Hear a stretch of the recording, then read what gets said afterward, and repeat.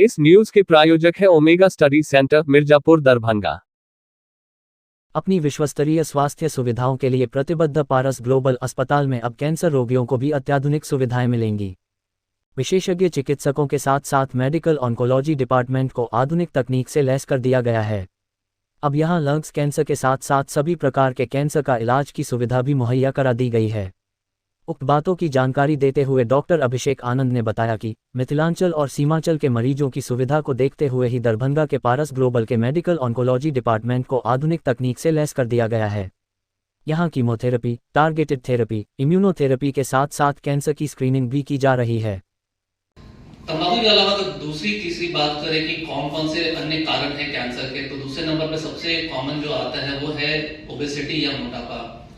Obesity मोटापा जो होता है वो लगभग 20 से 25% कैंसर का कारण बनता है और इसमें से प्रमुख कैंसर जो होते हैं वो होते हैं पेट का कैंसर, इसोफेगस का cancer, ovary cancer, breast cancer. ये सब कॉमन कैंसर है जो कि मोटापा या ओबेसिटी से होता है। तंबाकू के बारे में मैं बताना चाहता हूँ आप लोगों की, तंबाकू किसी भी फॉर्म में आप लोग ले रहे हैं, चाहे वो खैनी हो, गुटखा हो, सिगरेट हो, बीड़ी हो, तो सारे फॉर्म जो होते हैं तंबाकू के वो हानिकारक होते हैं और कैंसर का कारण बनते हैं। तंबाकू में लगभग 7000 से ज्यादा केमिकल्स होते हैं, रसायन होते हैं, जिसमें से WHO ने बताया है कि 70 केमिकल्स ऐसे होते हैं जो कि निश्चित रूप से कैंसर कराते हैं और उसे एक टर्म दिया गया है जिसे कार्सिनोजेन कहते हैं। तो 70 केमिकल ऐसे होते हैं जो कि कार्सिनोजेन होते हैं।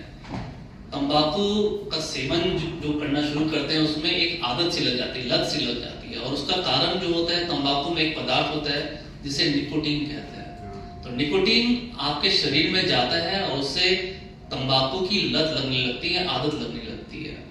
तो ये इम्पोर्टेंट है जानना कि हम लोग अगर तंबाकू का सेवन नहीं कर रहे हैं तो उसे अपने जीवन शैली में बिल्कुल ना लाएं, और अगर तंबाकू का सेवन कर रहे हैं तो उसे आज के आज छोड़ दें। बहुत बारी ये दिक्कत होती है कि तंबाकू को कैसे छोड़ें, तो इसके लिए बहुत सारे उपाय हैं। सबसे पहला होता है कि मोटिवेशन। अगर अपने आप में आप दृढ़ निश्चय कर लेंगे कि हमें ये काम करना है तो वो बिल्कुल आप कर सकते हैं। दूसरा होता है साइकोथेरेपी। ऐसे काउंसलर लोग जो होते हैं उनसे मुलाकात करेंगे, जो ऑन्कोलॉजिस्ट भी कर सकते हैं, तो वो आपको समझाते हैं कि किस तरह से हम लोग तंबाकू को सेवन को छोड़ सकते हैं। और थर्ड होता है थेरेपी या फिर मेडिकल ट्रीटमेंट। तो उसमें निकोटीन के गम्स आते हैं, जैसे च्युइंग गम्स हो गए, पैचेस आते हैं जो कि शरीर किसी पार्ट में लगा सकते हैं, कुछ स्प्रे होते हैं जो कि मुंह में या नाक में ले सकते हैं, जो निकोटीन की ही आदत को आपको कंटिन्यू करता है। लेकिन तंबाकू में जितने हानिकारक पदार्थ होते हैं, जो केमिकल्स कार्सिनोजेन कहलाते हैं, उससे बचाता है और धीरे धीरे ये निकोटीन के भी सेवन को कम कर देता है, जिससे आपके जो आदत लगी है तंबाकू की वो छूट जाती है। अब हम लोग बात करेंगे कि और भी क्या क्या कारण होते हैं, जिसमें एक इम्पॉर्टेंट चीज होता है जो युवाओं में बहुत ज्यादा आजकल कॉमनली देखने को मिलता है, वो है जंक फूड।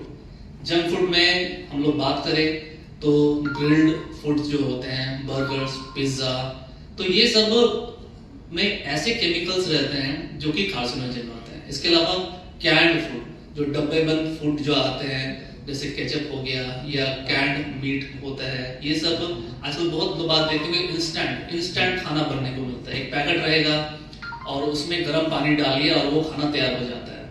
तो ये सब में भी कुछ ऐसे केमिकल्स का यूज किया जाता है, प्रिजर्वेटिव्स का यूज किया जाता है जो हानिकारक होता है आपके शरीर के लिए। तो इसे जितना हो सकता है उतना अवॉइड करना चाहिए। लाइफ में क्या खाना चाहिए, अपने लाइफ को हेल्दी बनाने के लिए, हेल्दी लाइफस्टाइल अपनाने के लिए हेल्दी फूड खाना चाहिए। हेल्दी फूड में ये इंपॉर्टेंट है कि आप हरी साग सब्जी खाएं, फ्रूट्स ज़्यादा से ज़्यादा लें और जितना हो सकता है ऑर्गेनिक फूड को लिया करें, जिसमें पेस्टिसाइड्स और इंसेक्टिसाइड्स का यूज कम से कम किया गया हो। ये तो बात होगी हमारे कैंसर के कारण के। प्रिवेंशन कैसे करते हैं, तो प्रिवेंशन में यही लाइफस्टाइल जितने भी हैं इनको अगर मॉडिफाई करते हैं तो इन सभी कैंसर से हम लोग बच सकते हैं। एक बहुत ही इंपॉर्टेंट चीज है जो है वैक्सीन। वैक्सीन कुछ कैंसर्स के लिए अवेलेबल है और उसको लेने से हम लोग कैंसर से बच सकते हैं, जिसमें दो बहुत ही इंपॉर्टेंट कैंसर वैक्सीन है। पहला है आपका ह्यूमन पैपिलोमा वायरस वैक्सीन, जो कि सर्विक्स का कैंसर यानी बच्चेदानी का मुंह का कैंसर के लिए दिया जाता है। और दूसरा है आपका लिवर कैंसर के लिए जिसे कहते हैं हेपेटाइटिस वैक्सीन।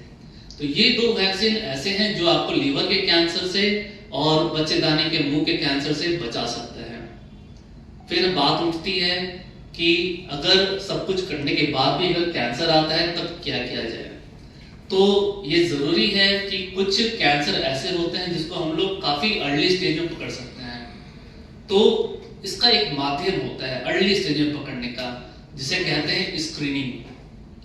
स्क्रीनिंग कुछ इंपॉर्टेंट कैंसर्स में देखा गया है रिसर्च के द्वारा कि काफी कारगर है, और अगर स्क्रीनिंग को सही तरीके से किया जाए तो हम लोग कैंसर को अर्ली स्टेज में पकड़ सकते हैं। हम लोग हमेशा बात करते हैं कि कैंसर को अर्ली स्टेज में पकड़ना से क्या फायदा होता है। तो आप लोग को रिसर्च और डेटा बताएं तो लगभग 90% से ज्यादा कैंसर को हम लोग पूर्णतः ठीक कर सकते हैं, पूरी तरह से क्योर कर सकते हैं अगर उसे हम लोग अर्ली स्टेज में पकड़ लेते हैं। यानी कि स्टेज 1 या स्टेज 2 में अगर डायग्नोसिस हो जाता है कैंसर का तो उसे हम लोग कंप्लीटली क्योर कर सकते हैं। और स्क्रीनिंग के जो माध्यम होता है ये बस यही आपको हेल्प करता है कि हम लोग कैसे किसी भी कैंसर को अर्ली स्टेज में पकड़ें। 3-4 कैंसर ऐसे हैं जिसके लिए स्क्रीनिंग रिकमेंडेड है, जिसमें सबसे पहला है ब्रेस्ट कैंसर, स्तन का कैंसर जिसके लिए मैमोग्राफी का यूज किया जाता है। सेकंड है सर्विक्स कैंसर, बच्चेदानी का मुंह का कैंसर जिसमें पैप स्मीयर का यूज किया जाता है। तीसरा है प्रोस्टेट कैंसर जिसमें PSA serum PSA blood test होता है, प्रोस्टेट स्पेसिफिक एंटीजन, इसका यूज किया जाता है। और चौथा है कोलोन कैंसर जिसमें इंडोस्कोपी या कोलोनोस्कोपी के द्वारा हम लोग देखते हैं कि कहीं कैंसर के शुरुआती दौर का लक्षण है कि नहीं है, या सिटी स्कैन करके भी देखते हैं। इसके अलावा लंग कैंसर के लिए भी लो डोज सिटी स्कैन का अभी यूज किया जा रहा है, स्पेशली जो कि हाई रिस्क में आते हैं, जो ज्यादा सिगरेट पीते हैं उनके लिए, जिससे हम लोग लंग कैंसर को भी अर्ली स्टेज में पकड़ सकते हैं। तो ये सब इंपॉर्टेंट चीज है जिससे कि हम लोग किसी भी कैंसर को अर्ली स्टेज में पकड़ सकें। फिर बात उठती है कि हम लोग इसका ट्रीटमेंट कैसे करें और कैसे जाने कि कैंसर किसी इंसान को आ रहा है। तो इसके वार्निंग साइंस क्या है, कैसे पता लगाए कि किसी को कैंसर है।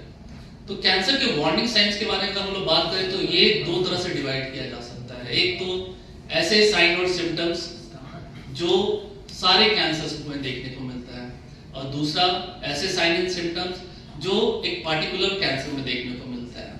तो अगर हम लोग कॉमन साइन एंड सिम्टम्स की बात करें तो वजन का कम होना, भूख नहीं लगना, थकावट महसूस होना, बुखार आना, ये सब कॉमन साइन एंड सिम्टम्स है जो ज्यादातर कैंसर्स में देखने को मिलता है। और अगर साइट स्पेसिफिक कैंसर की बात करें तो शरीर किसी पार्ट में गांठ का होना जो लगातार बढ़ते जा रहा हो। अगर लंग कैंसर है तो लगातार खांसी होना, बहुत दिन से खांसी हो रहा है और खांसी में खून का आना। पेट में कैंसर है तो डाइजेशन सही ढंग से नहीं होना, पेट में दर्द होना या पेट का फूलना, या पैखाने के रास्ते में कैंसर है तो पैखाने के रास्ते से खून आना। तो ये सब कॉमन सिम्टम्स हैं, साइंस है जिससे हम लोग किसी भी कैंसर को अर्ली स्टेज में पकड़ सकते हैं। अब बात होगी कि क्या कैंसर का इलाज संभव है। तो मैं आप लोगों को बताना चाहूंगा कि आज के दिन कैंसर का इलाज बिल्कुल संभव है। अगर कैंसर किसी भी स्टेज में आता है, कोई भी कैंसर हो, उसका इलाज किया जा सकता है। ये जरूरी है जानना कि कैंसर का इलाज सही ढंग से हो और सही डायग्नोसिस हो। तो डायग्नोसिस के लिए जरूरी होता है कि एक बढ़िया रेडियोलॉजी हो और पैथोलॉजी हो। पैथोलॉजी से हम लोग ये जानते हैं कि कैंसर का सब टाइप क्या है। कैंसर का सब टाइप एक बार पता चल जाता है तो हम लोग सटीक इलाज कर सकते हैं और कैंसर को पूरी तरह से ठीक कर सकते हैं।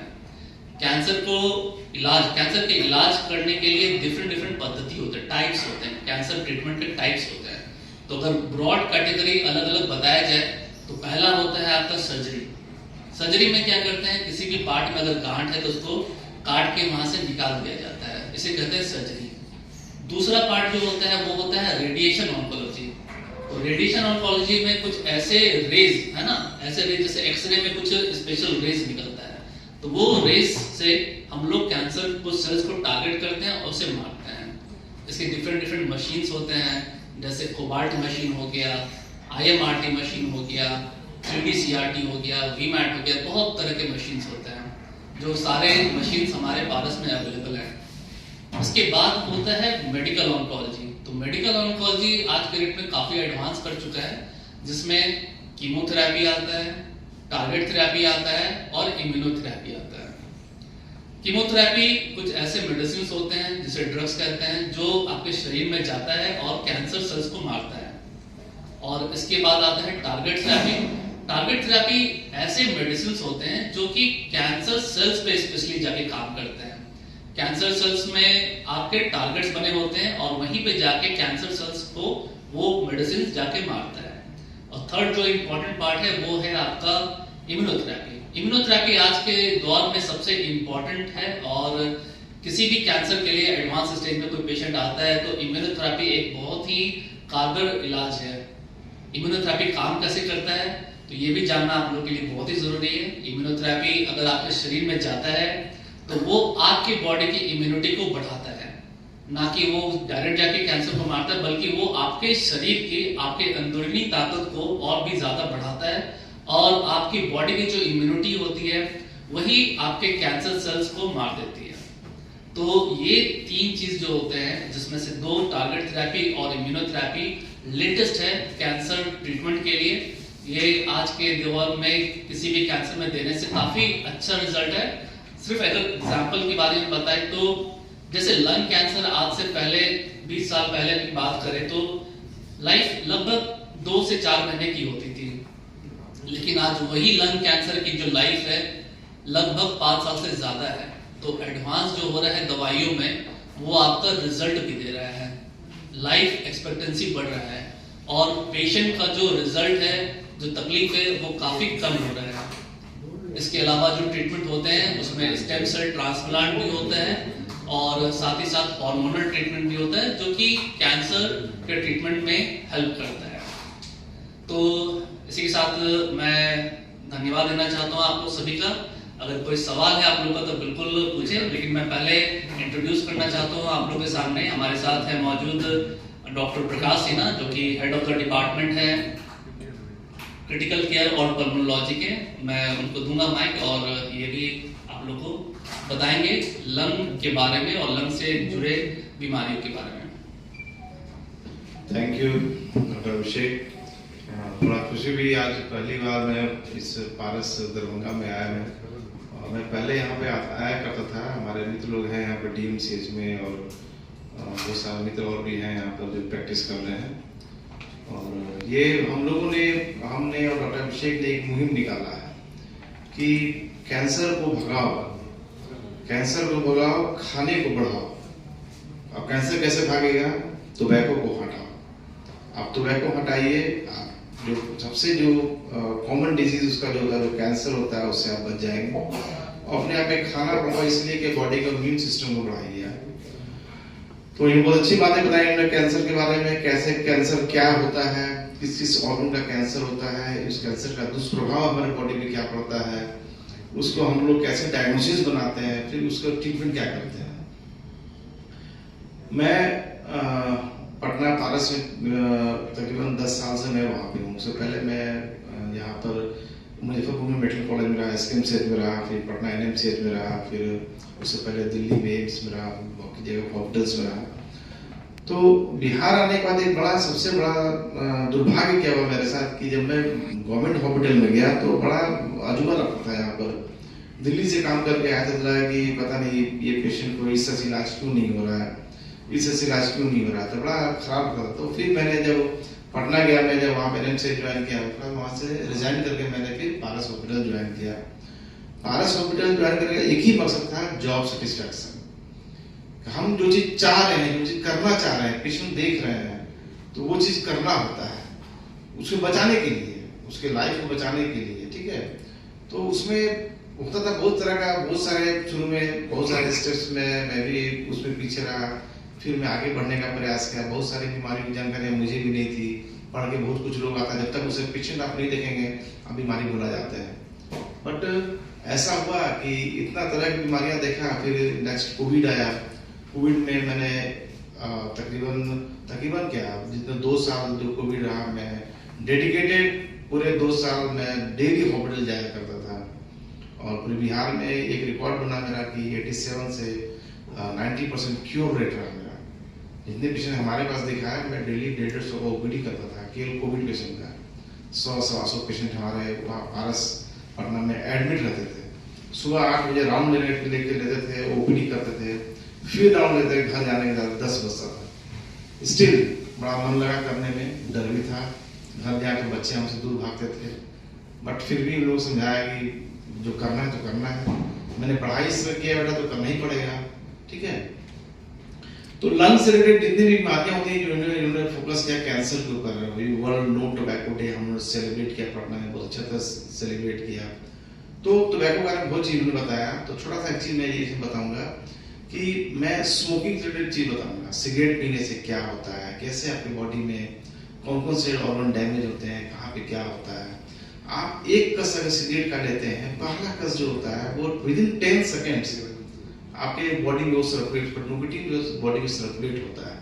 इस कारण से आपको फीलिंग ऑफ वेल बीइंग, या आपको लगता है बहुत अच्छा है ना। ये मेंटल एक फ्रेम डेवलप होता है। क्यों होता है? तो एक हार्मोन के सिक्रेशन, डोपामिन के सिक्रेशन की वजह से होता है, जो निकोटीन की वजह से सिक्रेशन होता है ब्रेन में, जो पूरी बॉडी में फॉल्स फीलिंग होता है उसमें। तो ये स्मोकिंग हुआ। अगर लगातार अगर आप 10 साल 15 साल सिगरेट पी रहे हैं तो बहुत सारे चांसेस होते हैं। स्मोकिंग इंडेक्स हम लोग निकालते हैं। हम लोग जो सीओपीडी जो डिजीज हम लोग का है, जो चेस्ट का डिजीज है, जिसमें लंग आपका फैल जाता है, सांस में सिकुड़ जाती है, तो वो सिगरेट स्मोकिंग से रिलेटेड वो डिजीज होती है, जो सीओपीडी बोलते हैं हम लोग। तो उसमें अगर पेशेंट का स्मोकिंग इंडेक्स निकालते हैं, आपका स्मोकिंग इंडेक्स का मार्कर कुछ ज्यादा अगर हो रहा है, तो समझते हैं हम लोग कि आप लंग कैंसर की तरफ आप जा रहे हैं। आप अदरवाइज आपको अगर स्मोकिंग छोड़ते हैं तो विद इन टाइम फ्रेम में आप नॉर्मल लंग आपका पूरा तो नहीं हो सकता है, बट कुछ भी आपको नॉर्मल लंग हो सकता है। तो सीओपीडी है, तो बहुत सारे ट्रीटमेंट है, मेडिकल मैनेजमेंट है। अगर आपका लंग में बुल्ला या प्लेक्स बनता है, जो बहुत सारा पार्ट लंग का होता है स्मोकिंग की वजह से, वो पार्ट एरेशन, वहाँ पर हवा जो आप लेते हैं, सांस लेते हैं, वहाँ पे एयर पहुँच नहीं पाता है, उसे बुला बोलते हैं, उसको काट के हटाना पड़ता है, तो आदमी नॉर्मल सांस अपना लेने में सक्षम होता है। दूसरा दमा होता है, दमा ब्रोंकियल आस्थमा होता है। ब्रोंकियल आस्थमा जो डिजीज है उसमें बहुत सारे ट्रिगरिंग फैक्टर्स होते हैं, पॉलेंस होते हैं, और भी बहुत सारे उसके फैक्टर्स होते हैं। कुछ एनिमल डेंडर्स होते हैं, डस्ट, हाउस डस्ट माइट होते हैं, जिस कारण से बार बार सांस फूलता है, बार बार गले से सीटी से आवाज आती है, उसमें अपर सांस नली जो होती है वो सिकुड़ जाती है, तो उसे स्ट्राइड वगैरह और भी कुछ इनहेलर्स पर दे के उसको ठीक करते हैं हम लोग। इस सब पे जानकारी के लिए हम लोग पैसे पे पीएफटी कराते हैं। पीएफटी में हम लोग देखते हैं, पल्मोनरी फंक्शन टेस्ट होता है, उसमें देखते हैं कि किस तरह से आपका लंग सिकुड़ा हुआ है। और भी डिजीज है, निमोनिया है। निमोनिया में आपको या तो बैक्टीरियल होता है, जो लंग से रिलेटेड जो बीमारी होती है, या बैक्टीरियल होता है, या वायरल होता है, या फंगस होता है, या ट्यूबरकुलर होता है, या एटोजेनिक होता है, जैसा कॉज समझ में नहीं आता है। तो कॉमनली जो मैं आज के सिनेरियो में देख रहा हूँ, यंग जनरेशन को भी देख रहा हूँ, बहुत सारे पेशेंट आ रहे हैं टीबी को लेकर के। टीबी के पेशेंट्स का ये प्रेजेंटेशन होता है कि 15 दिन से आपको भूख कम लगना, मुंह से खून आना, बार बार खांसी होना, आपको इवनिंग राइज ऑफ टेम्परेचर होना, बुखार आना, शाम में बुखार आना, तो ये सब लक्षण मिलते हैं। उससे हम लोग एक्सरे कराते हैं। एक्सरे से सेटिस्फाइड नहीं होते हैं, उसमें ठीक तरह से दिखता नहीं है, कुछ कैविटी या लीजन, सीटी स्कैन कराते हैं। उसके बाद उसे ब्रोंकोस्कोपी करते हैं, दूरबीन के द्वारा हम फेफड़े में जाते हैं, और वहाँ से जो लीजन है जहाँ पर, वहाँ से बलगम निकालते हैं, जाँच को भेजते हैं। जाँच को भेजने के बाद जो रिपोर्ट आता है उससे उसमें दवाई स्टार्ट करते हैं, जो कि 6 महीना से 9 महीने तक दवाई चलता है। तो इलाज बहुत अच्छा है, टीबी का इलाज बहुत ही अच्छा है। ये बीमारी बिल्कुल ठीक होती है। आप डायबिटीज को क्योर नहीं कर सकते हैं, हाइपरटेंशन को क्योर नहीं कर सकते हैं, थायराइडिज्म को क्योर नहीं कर सकते हैं, बट टीबी को आप बिल्कुल क्योर कर सकते हैं। और भी बीमारियां होती है, जैसे निमोनिया, बैक्टीरियल निमोनिया होता है। बैक्टीरियल निमोनिया का लक्षण जो होता है, उसमें अचानक 1-2 दिन के अंदर आपको खांसी होना, बुखार होना, तेज बुखार होना, सांस तेजी में फूलना। तो हम लोग पकड़ते हैं कि एक्सरे आला लगाते हैं, आला के देखते हैं, कुछ साउंड सुनने को मिलता है हम लोग को, समझते हैं कि यहाँ पर जो निमोनिया हो रखा है, तो एक्सरे कराते हैं, फिर सीटी कराते हैं, तो उसके हिसाब से हम ट्रीटमेंट स्टार्ट करते हैं। मैंने बहुत सारे पेशेंट्स ऐसे देखे हैं, यंग जनरेशन की बात मैं बोल रहा हूँ, वायरल निमोनिया हुआ, इस तरह से पेशेंट का प्रेजेंटेशन हुआ, 1-2 दिन में सारा मेहनत करते हुए मैंने पेशेंट को अपने हाथ से लूज कर लिया। क्योंकि जो लोग जितना लेट आते हैं उतना ज़्यादा वो लोग सफर करते हैं। तो लोगों से यही अपील है कि अगर आपको जरा सा भी खांसी हो, मुंह से खून आता हो, और लंबे समय से बुखार रह रहा हो, आपका वजन घट रहा हो, और आप अनहेल्दी फील कर रहे हो, मतलब कि आप मलेज, आप थकान ऐसा महसूस कर रहे हो, आप तुरंत जो भी डॉक्टर निकटवर्ती हैं उनसे मिलिए, सलाह लीजिए और जो भी जांच कराएं जांच कराइए। जांच कराने के आधार पर ही हम लोग इलाज करते हैं। तो ये सब है। इधर मैंने पारस में पल्मो क्रिटिकल केयर यूनिट डाला है, उसका हेड मैं ही हूँ। पल्मो क्रिटिकल केयर यूनिट मतलब होगा कि जहाँ पर हमारे सारे पेशेंट्स हमारे पास लंग्स पे, जिनको लंग्स ज़्यादा परेशानी है उसे मैं आईसीयू में एडमिट करने का प्रयास करता हूँ, जो कि ऑक्सीजन लेवल को मेंटेन नहीं कर रहे हैं या जिनका बीपी मेंटेन नहीं है, जिनके हार्ट रेट बहुत ज़्यादा बढ़ा हुआ है, जिसका रेस्पिरेटरी रेट बढ़ा हुआ है, जिन्हें ARDS है या और भी COPD, एडवांस COPD है, टाइप 2 फेलियर है, जो एक्यूट एक्सरवेशन ब्रोंकियल में आए हैं, एक्यूट न्यूमोनिक अटैक में आए हैं, उस तरह के पेशेंट को हम वहाँ पे एडमिट करते हैं और उस हिसाब से पेशेंट का हमने सारा चीज़ वहाँ बना रखा है। और आज के टाइम में सारा वो जाँच और सारा वो इक्विपमेंट लेकर रखा है हमने, जो इक्मो वगैरह भी हमारे पास है। अगर पेशेंट का लंग फेलियर में चले आते हैं, हार्ट फेलियर में चले आते हैं, जिन्हें इक्मो की जरूरत होती है, आर्टिफिशियल वेंटिलेशन की, तो वो भी हमारे पास है, वो हम वहाँ पर देते हैं पेशेंट को। और 4-5 पेशेंट को मैंने इक्मो पर लिया है। इक्मो बहुत डिफिकल्ट प्रोसीजर है, बहुत क्लोज मॉनिटरिंग करना पड़ता है और मैंने 2 पेशेंट को बचा दिया उसमें, और 2 पेशेंट बचा नहीं पाया। उसका रिजल्ट बहुत ही खराब होता है। बहुत जगह में, हर जगह लोग करते नहीं है, बट ये नया ट्रेंड आया है इक्मो करने का, ताकि वो लाइफ सेविंग हो सके पेशेंट के लिए। तो ये सब है। इस सब से हम लोग अपने पल्मोनरी आईसीयू में डेवलप कर रहा हूँ और जितने भी लंग्स से रिलेटेड जितने भी केसेस हैं, बहुत अच्छे केसेस आ रहे हैं हमारे पास और बहुत अच्छा इलाज हम लोग का हो रहा है और बहुत सारे पेशेंट ठीक होकर जा रहे हैं। टारगेट मेरा होता है कि डेथ रेशियो को कम करना, आईसीयू का डेथ रेशियो को कम करना, किसी भी कारण से हो। बीपी फॉल कर रहा है, बीपी के मैनेजमेंट का जो भी प्रोटोकॉल है सबसे मैनेज करते हैं, फ्लूइड देते हैं हम लोग। तो डॉक्टर्स काफ़ी अच्छा मैंने रखा है और हिसाब से वो लोग 24 आवर ऑन राउंड रहते हैं और हिसाब से हम लोग अपना मैनेज करते हैं पेशेंट को। Thank you. जो आए हुए हैं कि यहाँ इतना महंगा इलाज होने के बावजूद मरीज जो यहाँ पे क्यों आए। मरीज इलाज जो है अब घर घर पे पहुंच चुका है। कोने कोने सरकार ने इतने अच्छे इंतजाम कर रखे हैं कि गांव में जाइए, आपको वहाँ पे PHC है, रेफरल अस्पताल बहुत अच्छे हो गए हैं, वहाँ पे भी ICU सब कुछ हो चुका है। ये सब चीज़ करने के बाद फिर मरीज इतना महंगा जगह यहाँ पे आने का मकसद क्या हुआ? क्यों हम इतना डेडिकेट होकर इतना मेहनत कर रहे हैं? क्यों सारे मरीजों को हम क्या ऐसा दे सकते हैं कि मरीज को यहाँ पे आना है? तो जब लोग अभी भी मिथिलांचल अगर देखा जाए एज एन एरिया तो अभी भी बहुत पिछड़ा हुआ है। लोगों को पता ही नहीं है कि सबसे सही इलाज क्या है।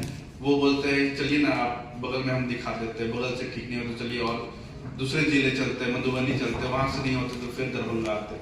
फिर दरभंगा में भी अब कहाँ जाना है ये किसी को नहीं पता है। बस गेम चलते रहता है कि भाई चलो, और इसमें काफी पैसा नुकसान हो चुका होता है। फिर आते बोलते हैं कि हमें तो लूट लिया गया और हमें कुछ बचा नहीं।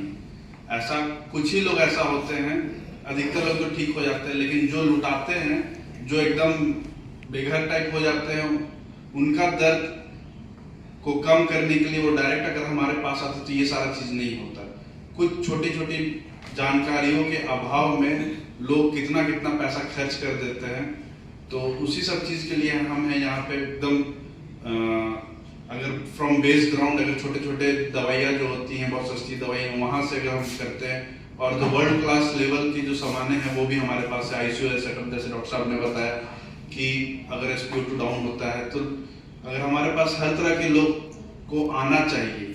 नहीं तो जो जितने परेशानी इन लोग झेलते हैं, जो मैं अपने हमेशा देखता हूँ, आप पारस सबसे लास्ट जगह होता है जहाँ पे लोग आते हैं और तब तक लोग अभी किसी के आंख से आंसू निकल रहा होता है, कोई अपने ये कर रहे थे या फिर एक अच्छे घर परिवार के लोग जो डायरेक्टली यहाँ आते हैं। तो ये सब चीज नहीं होना चाहिए। अगर किसी डॉक्टर के पास या किसी लोगों के पास इलाज नहीं पता है, डायरेक्ट बोल दीजिए कि नहीं ये हमें नहीं पता है, आप अच्छे जगह चले जाइए। अगर मैं हूँ, अगर मुझे भी हर चीज का इलाज नहीं पता है, अगर मेरे पास आता है तो मुझे भी बोलना, मैं भी अगर अच्छा डॉक्टर हूँ तो मैं बोलूँगा कि आप अच्छे जगह जाइए, चाहे आप दिल्ली जाइए, आप मुंबई जाइए, पुणे जाइए, लेकिन वो पता होना चाहिए कि अच्छा जगह क्या है। अब यहाँ पे हम लोग क्या क्या जो ये कर रहे हैं उसमें हम लोगों ने नी रिप्लेसमेंट सर्जरी स्टार्ट कर दिया। मिथिलांचल का फर्स्ट नी रिप्लेसमेंट सर्जरी यहाँ पे हो रहा है। टोटल हिप रिप्लेसमेंट मिथिलांचल का 5-6 लगातार यहाँ पे हो चुका, सक्सेसफुल रहा। अगले दिन ऑपरेट कीजिए, अगले दिन मरीज चल के जाएंगे। उसके बाद आर्थ्रोस्कोपिक सर्जरी जो एडवांस सर्जरी है, लोग इसके लिए पारस से आने से पहले कोई भी ACL ये सब होता है तो लोग बोलते हैं कि 2 महीना प्लास्टर लगा लो ठीक हो जाए। अरे ठीक नहीं हो सकता है। आप मरीज को बेवकूफ बना रहे हो, 2 महीने का समय बर्बाद कर रहे हो। वो 2 महीना प्लास्टर में क्यों रहेगा जब हम मरीज को ठीक दे सकते हैं। इलाज का मेन मकसद होता है पहले वाले जिंदगी तक पहुंचाना। अगर नहीं पहुंचा सकते किसी कारणवश तो इतना जरूर कर दीजिए कि वो जो स्थिति में वो खुश रहे। अब बहुत सारे मरीज आते हैं जिनका हाथ हटाना पड़ता है या कुछ करना, लेकिन उसमें भी हम लोग क्या कर सकते हैं बेहतर जो दूसरे से है, वो सब सारी चीजें यहाँ पारस में होती है। कुछ लैब कवरेज होता है, कुछ प्लास्टिक सर्जरी होता है, जिससे कि हम जितना मैक्सिमम बचा सकते हैं वो सारा किया जाता है। थोड़ा कॉस्टली जरूर पड़ता है लेकिन वो जिंदगी भर के लिए होता है। नी रिप्लेसमेंट है, मरीज चल नहीं सकता है, आंख में आंसू है, डर के मारे। अभी भी आप जितने भी लोग यहाँ पे बैठे हुए हैं अपने दिल पे हाथ रख के बोले कितने लोग अपने घर के किसी भी परिवार, पड़ोसी, किसी को भी नी रिप्लेसमेंट का सलाह देंगे? कोई नहीं देगा। सीधा सा चीज है, आप लोग सारे डरते हैं। आप लोगों ने रिजल्ट नहीं देखा है। 30 साल पहले मोतियाबिंद का यही सारा सिचुएशन मोतियाबिंद के ऑपरेशन का था। 30 साल पहले कोई नहीं करवाना चाहता था, सब डरता था कि मोतियाबिंद में आंख तो जो नहीं है सो नहीं है, ऑपरेशन करवा के और कचड़ा हो जाएगा। तो वो सारे सिचुएशन से बहुत जिंदगी बदल चुका है। जहां जहां से मैं खुद बड़े बड़े डॉक्टरों के बीच में रह के क्या क्या सबसे एडवांस चीज है, क्या गलतियां जो दूसरे डॉक्टर करते हैं, वो सारी चीजें मैं समझ के यहाँ पे आया हूँ और रिजल्ट्स दे रहा हूँ। तो डरने वाली बात नहीं है। आपको ये चीज जो मिथिलांचल में एक डर का जो ये है कि नहीं हम एडवांस ऑपरेशन करने के लिए सिर्फ पटना है हमारे पास, पटना नहीं तो चलिए दिल्ली चलते हैं, वैसा कुछ नहीं है। आप यहाँ आइए और जब तक आप भरोसा नहीं रखेंगे इस पारस फैमिली में, तब तक आपका भरोसा हम लोग गेन नहीं कर सकते हैं। आप आइए, जो लोग यहाँ से खुश होके जाते हैं। First median and ulnar transplantation पूरा बिहार में मैंने किया था, यहाँ पे किया था, उसका रिजल्ट्स भी है। मरीज अभी भी खुश है, पूरा हाथ एकदम सुकून का ऐसा हो गया था, आज पूरा हाथ पूरा सब कुछ कर लेती है।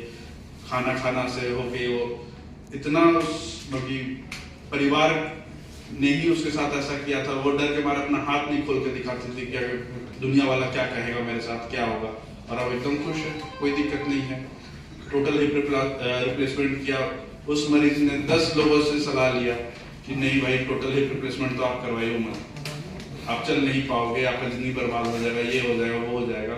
यहाँ पे करवा के गए और खुश होके गए। अगले दिन मैंने कहा था कि आपको चलवा दूंगा, आप दुनिया का सारा डॉक्टर्स की बात छोड़ दीजिए, मधुबनी के डॉक्टर्स की बात छोड़ दीजिए, दरभंगा के डॉक्टर्स की बात छोड़ दीजिए, यहाँ पे होगा। और खुशी खुशी लोगों ने उन्होंने करवाया, जिन्होंने करवाया वो खुशी। अब डर के मारे अगर नहीं करवाएंगे तो हम कैसे हेल्प कर सकते हैं? तो ये जो गलत धारणा है कि नहीं हम एडवांस ऑपरेशन करवाएंगे तो मेरी जिंदगी खराब हो जाएगी। आपकी जिंदगी खराब करने के लिए थोड़ी जो ऑपरेशन कर रहे हैं, बेहतर करने के लिए ऑपरेशन किया जा रहा है। बेहतर हमारे पास MRI, CT स्कैन, जितने भी सारे जो चीजें होती हैं लोगों को पता ही नहीं चलता है। अब अभी भी मैं दावा से कहता हूं 90% हड्डी के डॉक्टर MRI रिपोर्ट्स देख के बता नहीं सकते बीमारी क्या है।